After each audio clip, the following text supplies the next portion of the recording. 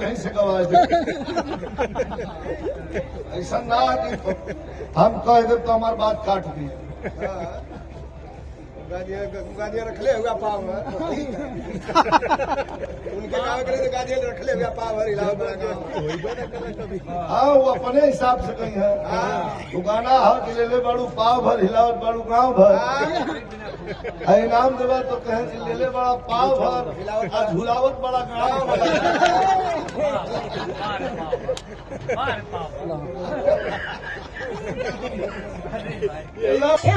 हम नाच खनी ए हो मने रखनी हम नाच खनी तू तो मंगला पदेत बड़ू नाम ए अरे रखले बड़ू तू तो मंगला पदेत बड़ू नाम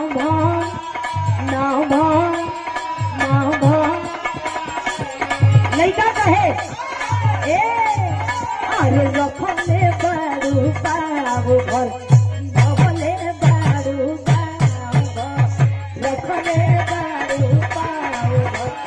रखले बड़ू बाबू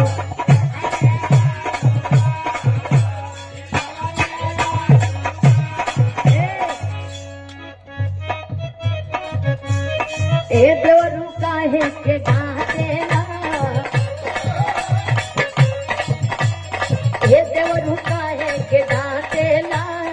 हमर करे जरा फाटे ना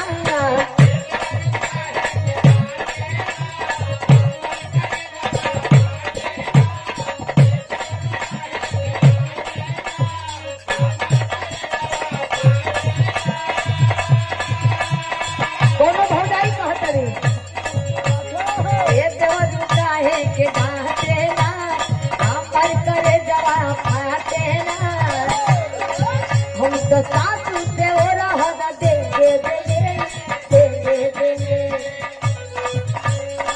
कि हम तो सासू से हो रहा देंगे सब लड़का कहता का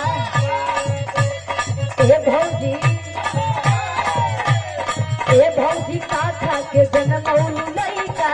कहत खाली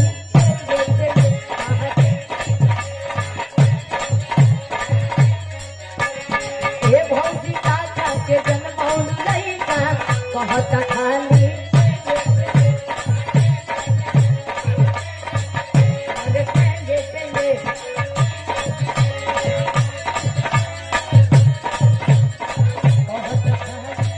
हमार गाना आईगा हमार सोलो गाना बा। अब एक शूटिंग भैया छोड़ने बड़ा आप लोग प्यार आशीर्वाद देत बनी ई फरमाइश वाला सब भैया लोगन का के गा दिया तू लोग प्रमोशन खूब कई करा काहे कोनो दुल्हन कह तरीका ए तर तर छुएला पसे ना ये बलमुआ तो गरमी से हो जानी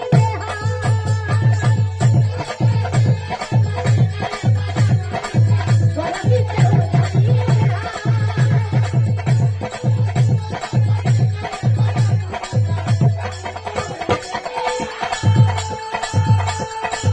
अपनी है धनिया के जाने मीना दुखा है गरमी हरा गदी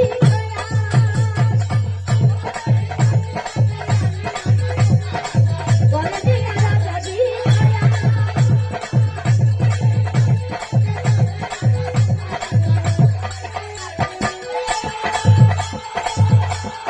तर तर छुएला पसे ना ये बलमुआ तो गरमी से हो जानी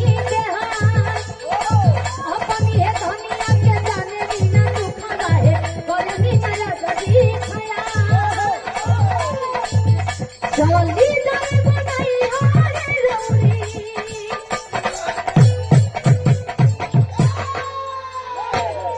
जल्दी जाए बनाई हारे रौरी जल्दी जाए बनाई हारे रौरी घर में न लौका अब किए